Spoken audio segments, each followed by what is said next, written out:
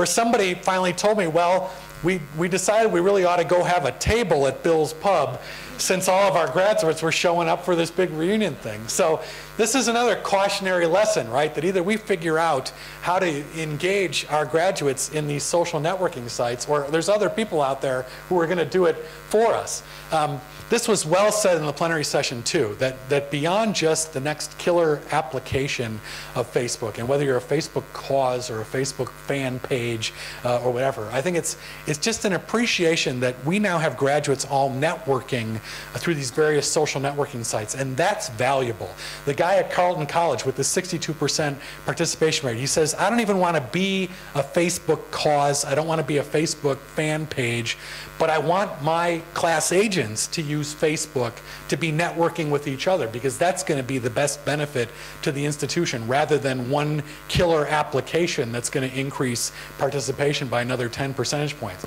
That got said in the plenary, and I think it's exactly right. So I now see schools, here's Upper Canada College in Toronto, that are really just trying to be visible on Facebook. And wherever their alumni are networking, they just want to have a presence there. So they're on Facebook, they've got a LinkedIn group, their LinkedIn group connects to the Facebook group, which connects to their MySpace group, which connects to videos that graduates are in. You know, rather than trying to become everybody's #1 Facebook cause or everybody's Facebook fan page, they just want to be visible and be present, you know, while all their graduates are networking. The guy at Carleton said, we don't want to be big brother at this, and we don't want to feel like we're trying to beat our way into somebody's clubhouse.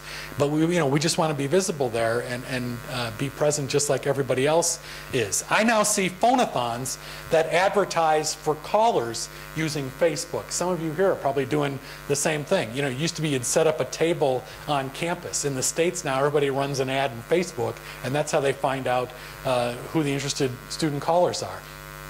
I found this just the other day. There's now a Facebook cause that is the cause to stop Facebook causes. So you're now already seeing a backlash, you know, from people saying, stop telling me to, you know, identify with a certain cause. That's not helping the institution for all of us to just have a big long list of causes that we've clicked on in Facebook. And that person's right.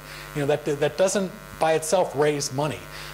But in the same way that you can be visible as a Facebook cause, you can also be visible by one of your graduates, you know, sending messages on Facebook, won't you join me in making a gift to my university this year? This is way too much text, but if you download the handouts, you can read all this. But these are some other uses of Facebook that I've collected from people over the last couple of months. Here's one that made it a link for a class reunion, and that's how they found people in their class to talk up the reunion. Here's a general young alumni thing for anybody who's graduated within the last 10 years. Here's a graduating student gift committee that's using Facebook to promote the idea of making a gift among their student classmates. Here's a Facebook group that you can only be admitted to if you're a donor to the annual fund. I think that's maybe a little too hopeful to think that people will really want to barge their way in as a donor to join the donors only group. But you know, it's not a bad message about the existence of the annual fund and promoting it.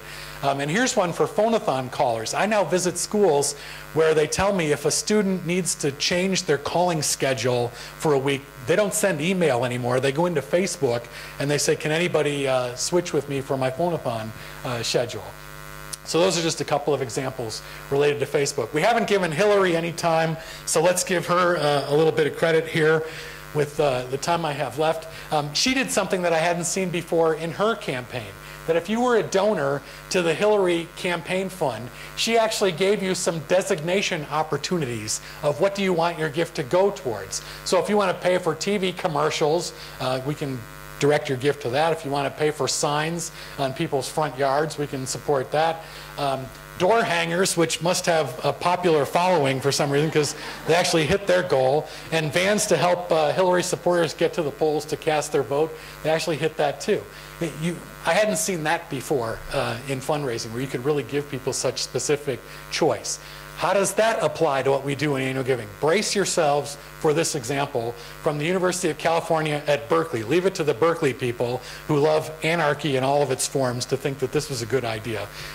This is a student-designed web page with the mischievous involvement of CommerceNet, where students can now speak directly to the public and Berkeley alumni in seeking funds for their own student projects on campus. And there's a whole pull-down menu here of all these different subject areas that a student can open up a page for project funding that they're seeking. And here's a couple of examples. The Berkeley project is really to help clean up the surrounding campus and to promote good relations between the university and the city of Berkeley, California.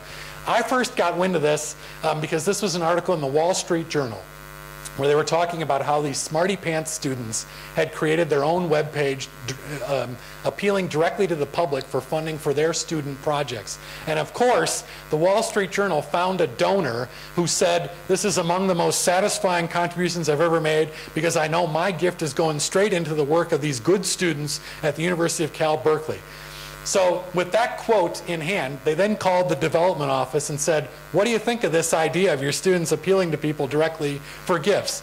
At that point, and this falls under the category of the horse already running out of the barn, the development office could say, "We certainly applaud the good work of our Berkeley students," which meant, what the hell else are we going to say about this at this point?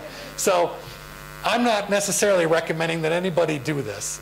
It's interesting for me to think about. You know, if we arrived at a good partnership with students who wanted to promote funding projects, is it not interesting for me to see what donors are really interested in specific kinds of things?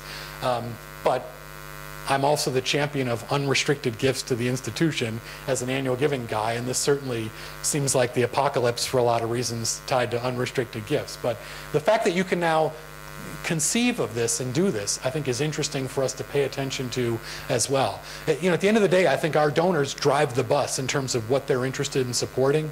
And so is there, you know, an evolution of this that fits into the portfolio of what we do in annual giving? I think it's worth paying attention to.